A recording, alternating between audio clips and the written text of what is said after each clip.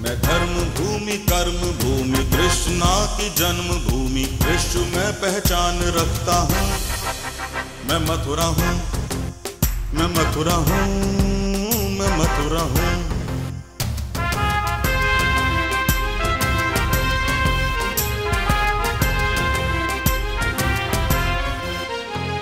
मैं प्रेम हूँ, मैं आस हूँ, मैं श्रद्धा का सैलाब हूँ, हर एक दिल में वास करता हूँ।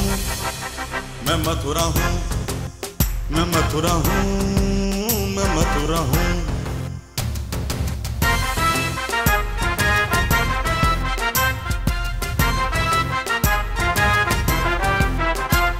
हरिदास हूँ, रस खान हूँ, मैं गीता हूँ, पुराण हूँ, मैं एकता का प्रमाण रखता हूँ। मैं मथुरा हूँ, मैं मथुरा हूँ, मैं मथुरा हूँ।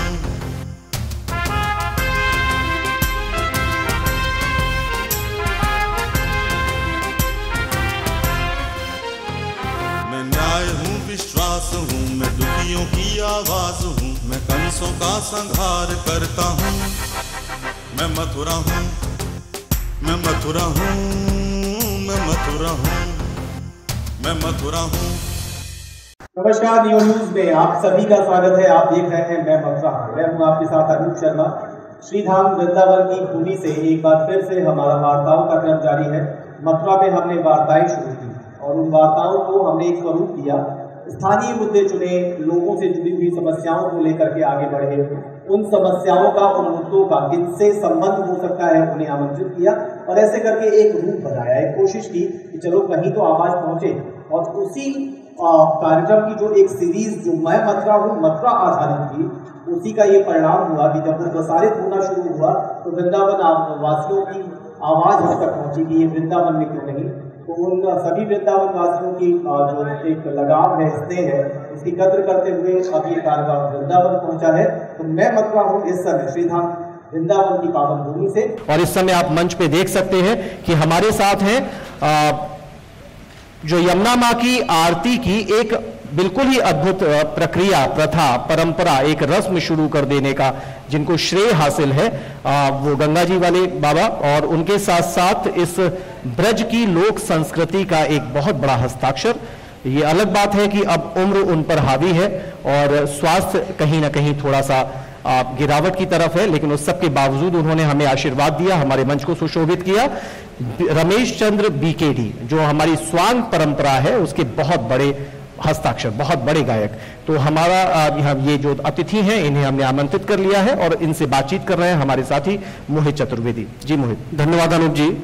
नियो न्यूज ने अपने सफलतम 14 वर्ष पूर्ण कर 15वें वर्ष में प्रवेश किया है। इस उपलक्ष्य में नियो परिवार के द्वारा एक कार्यक्रम आयोजित किया गया, एक्सक्लूसिव टॉक शो मैं मथुरा हूँ। सबसे पहले आनंद स्वरूप जी, आपसे मैं पूछना चाहूंगा कि आपने एक नई परंपरा का यहाँ पर शुरुआत की, यमुना जी की आरती, किस प्रकार से ये आपके मन में विचार आया और इस परंपरा को शुरुआत आपने कैसे किया? बोलो श्री यमुना महारानी की जय। मेरा जन्म श्री वृंदावन धाम में ही हुआ।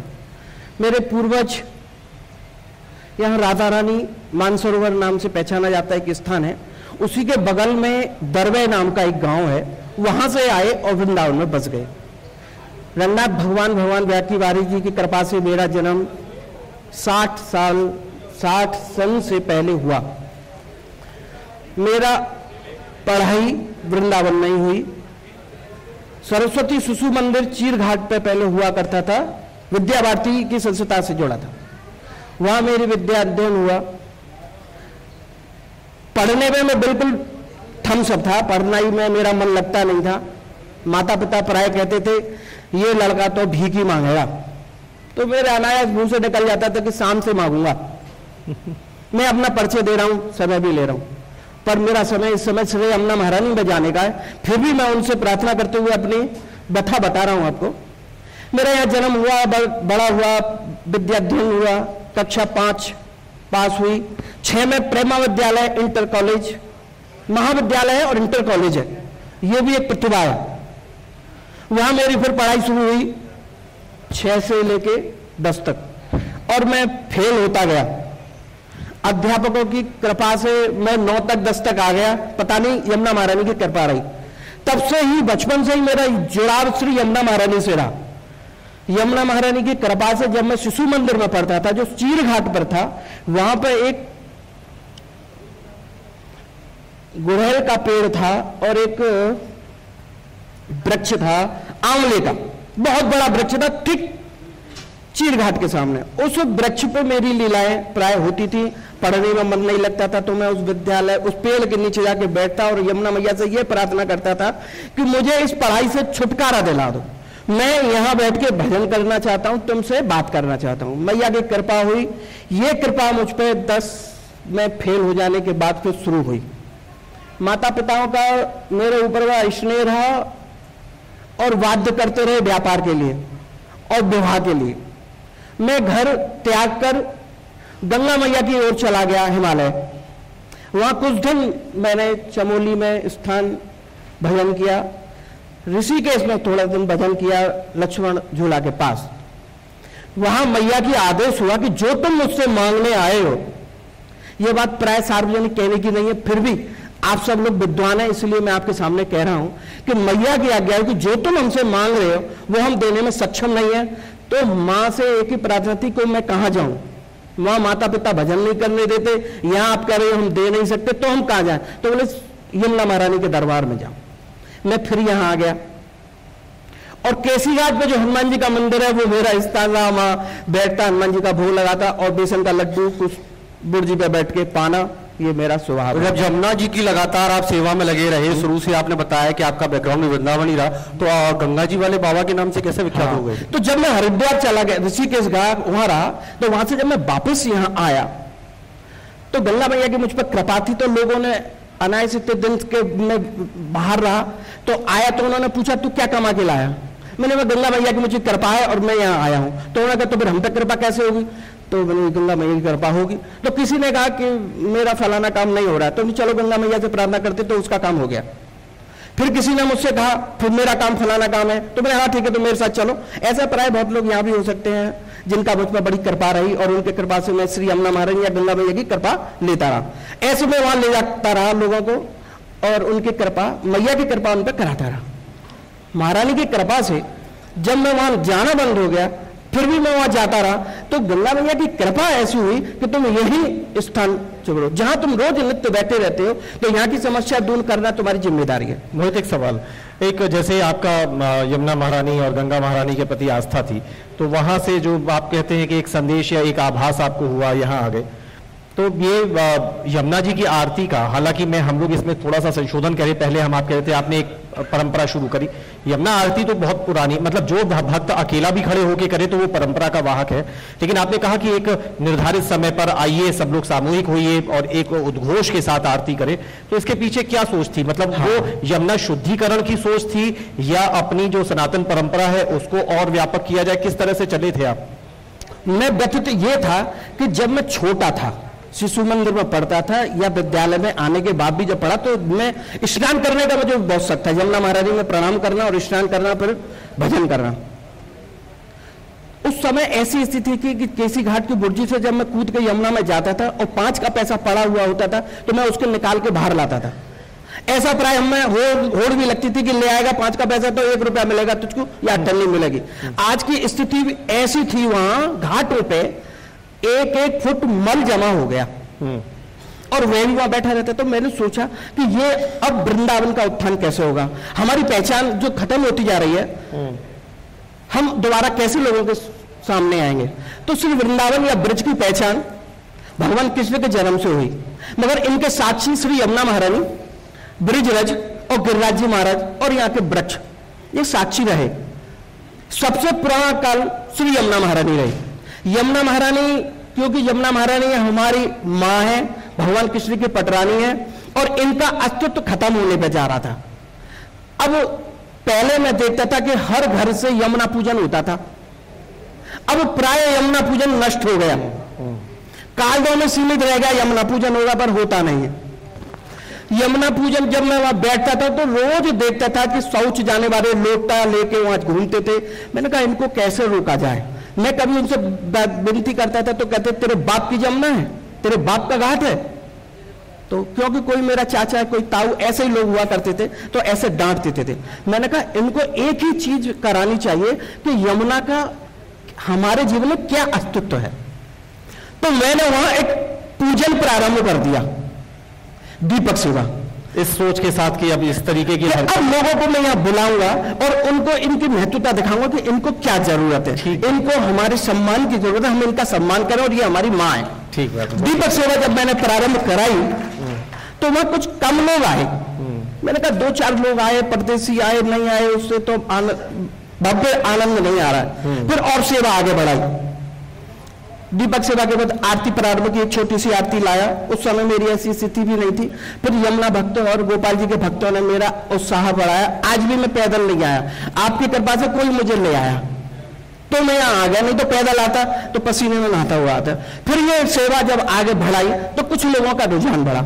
जो मेरे भक्त मेरे साथ लगे थे, जो मुझसे बहुत अच्छे पढ़े लिखे थे, मैं तो बिना पढ़ा लिखा हूं, मगर मेरे साथ जो लगे वो सब पढ़े लिखे हैं। उन्होंने कहा बाबा ऐसे काम नहीं चलेगा, उसको और उत्साह बढ़ा। तो आरती प्रारंभ कर दी। जब आरती प्रारंभ की तो कुछ लोग और आने लगे।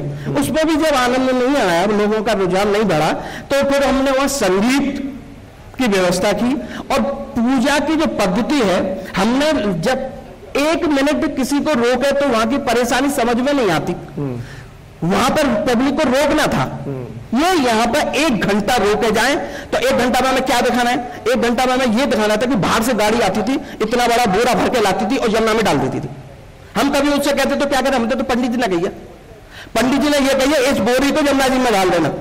ये काय का ये क्या लाए हैं, इसमें कौन सा द्रव्य है? तो उन्होंने कहा हमारे यहाँ भागवत हुई थी 7 दिन तक, उसमें ये द्रव्य ठाकुर जी को हमने अर्पण किया, वो लाए हैं। इसका मतलब ये निर्जीव हो चुके तभी तो लाए हो। अगर इसमें जीव होता, गुलाब का फूल है, अगर इसमें खुशबू होती तो क्या आप यहाँ फेंट के लाते? नहीं, गुलदस्ते में सजा देते, इसलिए हम यहाँ फेंकने लाए हैं। आपसे आपसे अभी बात करेंगे, वार्ताक्रम जारी रहेगा। हमारे साथ हैं रमेश चंद्र गौतम जी। गौतम जी, वैसे तो ब्रज विभिन्न विधाओं का केंद्र रहा है, स्वांग परंपरा आपके द्वारा अभी तक जीवंत रखी गई है, आप बहुत अच्छे उसके ज्ञाता बताए जाते हैं। किस प्रकार से उसको देखते थे उस समय और वर्तमान उसका स्वरूप कैसा रह गया है? सबसे पहले तो नियो न्यूज को धन्यवाद देता हूँ जी, जो इतना बड़ा उत्सव किया, लोगों को बुलाया। दूसरे श्रोतागणों को नमस्कार करता हूँ। उम्र मेरी काफी हो गई है, कान से सुना नहीं जाता है, आंखों से कम दिखता है। मैं लोक साहित्य का साहित्यकार हूँ। मैंने 14 वर्ष की अवस्था से रसिया और नौटंकी, स्वांग और भगत ये लिखी है, और अपने बाल्यकाल में तैराकी पूरी की है। तो ये मेरा जीवन रहा। थोड़ी सी खेती भी मेरा फार्म था छत्तीसगढ़ में, तो खेती भी की। वैसे हम 7 पीढ़ी हमको वृंदावन में हो गई इस जगह। अब आप पूछिए जो पूछना है। उस समय जैसा आपने बताया कि आप स्वांग परंपरा हो, रसिया हो, तमाम आपने विधाओं का नाम लिया, जिस प्रकार से आपने उस समय उसके प्रकांड विज्ञाता भी बताए जाते हैं, उस समय उसको बहुत पसंद किया जाता था। लेकिन वर्तमान समय में ऐसा हो चुका है कि तमाम फिल्मी गीतों ने उसकी जगह ले ली है।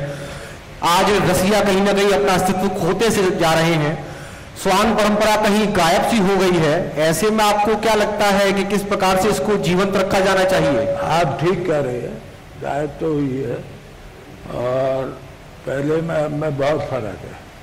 ना तो कलाकार हैं, ना लेखक हैं। मेरे 2 शिष्य हैं, एक होतीलाल पांडे साथ में से गाता है, छोटे बंदे का। एक दामोदर शरण शास्त्री हैं अपने यहाँ, वो भी अच्छे योग्य गायक हैं। ये मैंने सागर भी बनाए, सिखाया भी। दूसरा, अब क्या बताएं आपको, हम आता है बुढ़ापा छिड़क देता है हाथ से काफूर बालों पर, चेहरा जर्द होता है और जिस्म के हर भाग में हल्का हल्का दर्द। चले 2 कदम दम भूल जाता है, हुआ जब हाथ जा कमजोर सब कुछ भूल जाता। क्या बात है, क्या बात है। निगाहें बेनूर होकर रात का मंजर दिखाती है, तब उसमा भरता है कजालौरी सुना। ये वो झूला है जिसमें जिंदगी को नींद आती है। क्या बात है। मस्त हो रहा है बुढ़ापा अपनी नौजवानी पर, फना होने से पहले खेलती है मौज पानी पर। क्या बात है, क्या बात है। बात ये है, मैंने श्रृंगार लिखा, वैराग्य लिखा, वीर रस लिखा और आधुनिक कविताएं भी लिखी, जो आजकल वैसी है फिल्मी टाइप तो नहीं पर आधुनिक लिखी मैंने। इंग्लिश भी लिखी और हिंदी भी लिखी, दोनों को मिला के लिखी।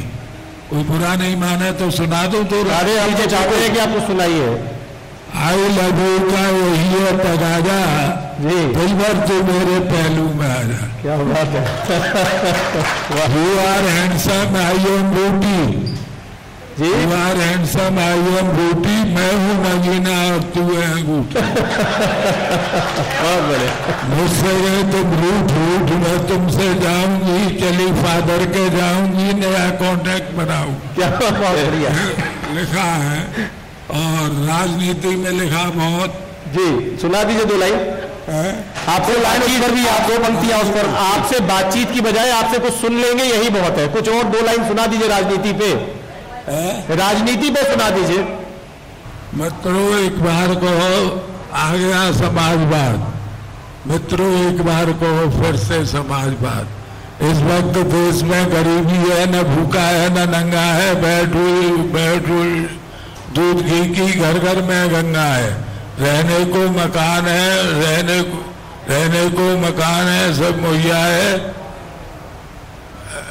भूल जाता हूँ क्या करूँ गुरु। जी बिल्कुल। ये देखिए क्या क्या अंदाज है, मतलब ये सहजता है। जी आ गई, याद आ गई। रामायण में साधारण 7 कांड, जी समाजवाद शासन में लेके अपार कांड, शास्त्री मृत्यु कांड, त्रिपाठी के पुत्रों का तराई का बुबाई कांड, मथुरा के मिश्रा का नवीन बाजरे का कांड।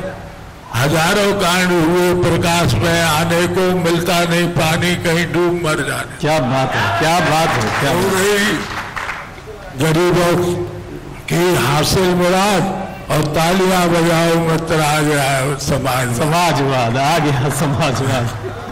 बहुत लंबी। और कुछ आप अपनी स्वेच्छा से देखिए, यहाँ पर एकदम से इंटरेस्ट जग गया है। कुछ और सुनाना चाहेंगे? अरे महाराज मेरे इतना ही बहुत है, आपने मंच पर जगह दे दी। नहीं, ये तो हमारे लिए गौरव की बात है कि आपने हमारा निमंत्रण स्वीकार कर लिया और आप हमारे मध्य हैं। हम चाहते हैं कि आप, चूंकि देखिए रसिया जी, कोई डिमांड आ रही है, डिमांड आ रही है। अच्छा, दीपक बुझने वाली कोई रचना है कि आपकी? दीपक बुझने को है, वहां से डिमांड आई है आपकी। क्या है?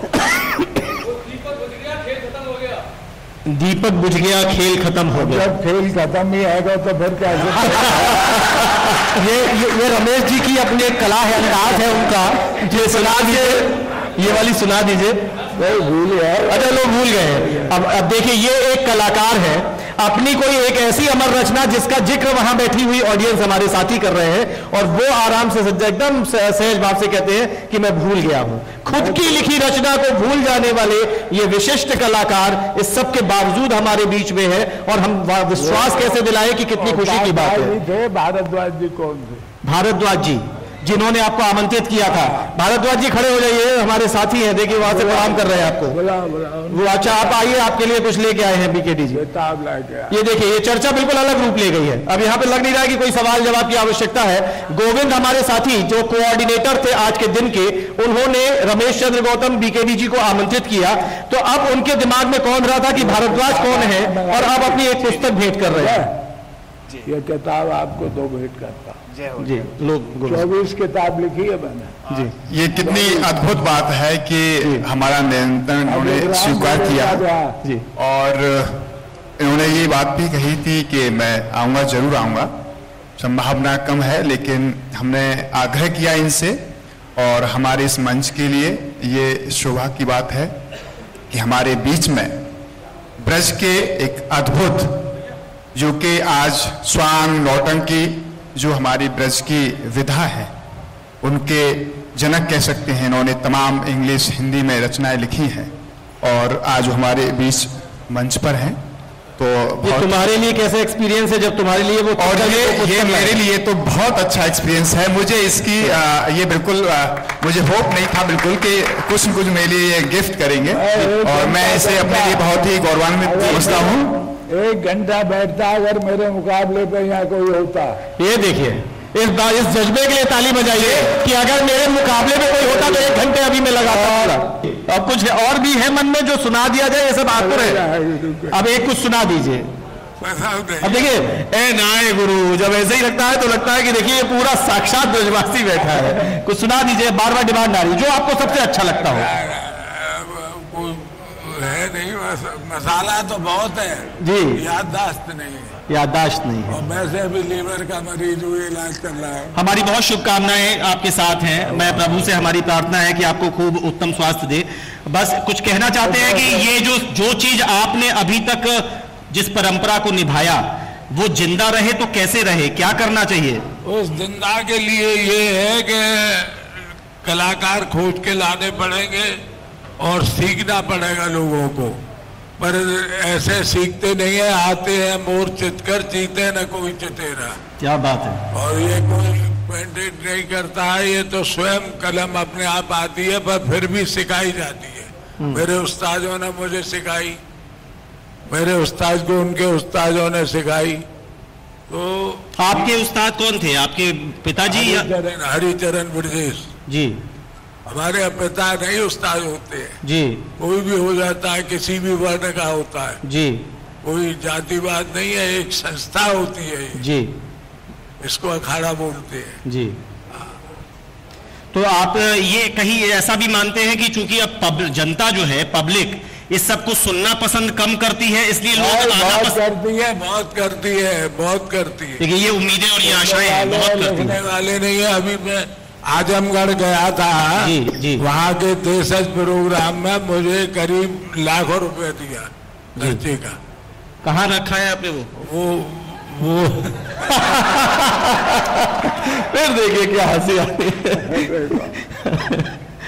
दुनिया में 2 ही धंधे अब दे रहे दिखाई जी, हुस्न की तजारत या ब्लैक की कमाई। रमेश चंद जी, आपकी जिस प्रकार से अभी तक वार्ताएं रही, आपने तमाम बातें यहाँ पर बताई, पंक्तियों के माध्यम से आपने अपनी भावनाएं व्यक्त की। यहाँ पर एक याद आ रही है, समापन की ओर ले जाना है। आप बैठे। एक बात याद आ रही है मुझे, शायद आप पहचानते भी हो। एक पूर्व में कवि हुआ करते थे, प्रियतम दत्त चत्तन जी कवि, एक मथुरा के कवि थे। उनकी चंद पंक्तियां हैं, वो मैं आपको समर्पित करना चाहता हूँ, कुछ बदलाव के साथ। बहुत बड़े प्रियतम दत्त चत्तन जी कवि, उन्होंने 4 लाइन की एक पंक्ति है, वो मैं आपको समर्पित करना चाहता हूं। उनका लिखना था कि हंस रहा दुश्मन अगर तो मार कर चांटे रुला लो, और रो रहा बच्चा अगर तो थपकियां देकर सुला लो। यदि तुम्हारी महफिलों में मुर्दनी सी छा रही हो, मत करो कुछ और, सिर्फ तुम रमेश चंद गौतम जी को बुला। क्या बात है, बहुत बढ़िया, बहुत बढ़िया। क्योंकि आपने जिस प्रकार की यहाँ पर माहौल बना दिया, आपसे सोचा था हमने कुछ और प्रश्न पूछेंगे, परंतु आपने जो यहाँ का माहौल बना दिया, उसके बाद में कुछ पूछने के लिए बचता ही नहीं है।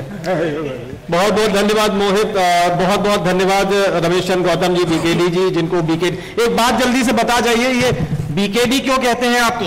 जो लिखते हैं बीकेडी उनसे पूछो। अच्छा, अब मैं क्या बताऊं? नहीं, आपको, आपका नाम रमेश चंद्र गौतम है? नहीं, मैं ज्यादा तो शिक्षा पढ़ा भी नहीं, अंग्रेजी 10 क्लास पढ़ा हूँ कुल जी। तो बीकेडी लिख देता है, कोई कुछ लिखता है, तो मैं क्या करूँ इसमें।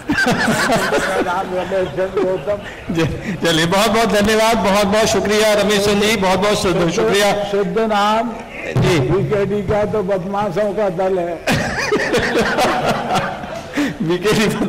मैं अब वार्ता का क्रम जारी रखता हूं और आनंद स्वरूप जी के पास पुनः वापस आता हूं। मैं, आपने बताया कि आपके द्वारा आरती की परंपरा शुरू की गई, आपने तमाम वहां पर व्यवस्थाएं की, उस दौरान कुछ ऐसी भी कुछ व्यवस्थाएं रही जिसको आपने सुधारा। इस लगभग 10 वर्ष पहले आपके द्वारा आरती की परंपरा वहां शुरू की गई थी। इस दौरान आपके साथ कई सहयोगी आपके साथ जुड़े रहे, लेकिन इस बीच आपके साथ अचानक आप पर लगता है कि केसी घाट पर आप आधिपत्य जमाना चाहते हैं, ये आरोप आप पर लगा। क्या कहेंगे इस पर? मैंने सुना नहीं ऐसा। वृंदावन की गलियों में काफी चर्चा है इस बात की कि आपके ऊपर एक आरोप था। नहीं बाबा ये निराट सेवा है, बस मजा आना है। हाँ, आनंद आता है। हाँ, सिर्फ आनंद आता है। ये यमुना महारानी की जो सेवा है जी, मैं जो कर रहा हूँ जी, वो ब्रज की धरोहर उसका अस्तित्व के संकट को बचाना है। चलिए आनंद स्वरूप जी आनंद लेंगे, यमुना मैया की आरती करते हुए और अपने भक्तों को अपने संग रखेंगे, उन्हें आनंद दिलाएंगे। रमेश चंद्र जी, इनकी दीर्घायु के लिए हम ईश्वर से प्रार्थना करेंगे। आप दोनों ही महानुभावों को बहुत बहुत शुक्रिया, बहुत बहुत नमस्कार। हमारे साथी मोहित को भी बहुत बहुत शुक्रिया और नमस्कार। तो हमारी ये वार्ता जो बहुत अलग रंग ले गई, हम मान सकते हैं कि शायद आनंद स्वरूप जी से कुछ सवाल और रह जाते थे, वो और किए जा सकते हैं, क्योंकि एक बड़ी अच्छी सी सेवा जिसमें लोगों को बस वो उनका दायित्व याद दिलाते हैं कि ये यमुना, ये हमारी मोक्षदायिनी जीवनदायिनी यमुना जो हमारी लाइफलाइन भी है, इसकी चिंता करनी आवश्यक है। वहीं यहाँ बैठे हुए एक बुजुर्ग लोक गायक जो इस ब्रज की जो लोक संस्कृति है उसका इन्होंने बहुत आगे तक परचम लहराया, और बता रहे हैं कि अभी कुछ ही दिनों पहले आजमगढ़ से लाखों रुपए लेके भी आए हैं। तो इस ऐसे एक बड़े लोक गायक को भी हमारा प्रणाम। और उनसे बातचीत में एक छोटी सी चिंता भी आ गई है, वो जहां ये कहते हैं कि अब उनके जीवन के ये अंतिम वर्ष हैं, वो ये कहते हैं कि इस संस्कृति, इस सभ्यता, इस लोक कला को बचाए रखना बहुत आवश्यक है। हम उम्मीद करते हैं कि हम सभी अपने अपने दायित्व इस क्षेत्र में निभाएंगे। आप देखते रहिए नियो न्यूज, और मैं मथुरा हूं। चर्चाओं का क्रम रहेगा जारी। नमस्कार। मैं धर्म भूमि, कर्म भूमि, कृष्णा की जन्म भूमि, विश्व में पहचान रखता हूँ। मैं मथुरा हूँ, मैं मथुरा हूँ, मैं मथुरा हूँ।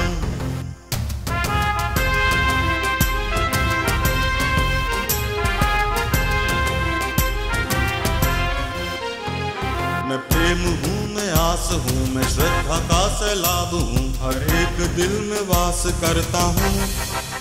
मैं मथुरा हूँ, मैं मथुरा हूँ, मैं मथुरा हूँ।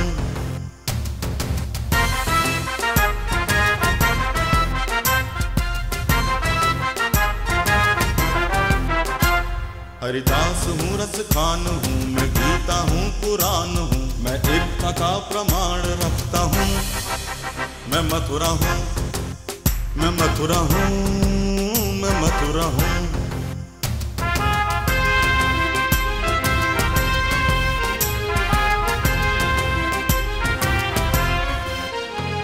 मैं न्याय हूँ, विश्वास हूँ, मैं दुखियों की आवाज हूँ, मैं कंसों का संहार करता हूँ। मैं मथुरा हूँ, मैं मथुरा हूँ, मैं मथुरा हूँ, मैं मथुरा हूँ।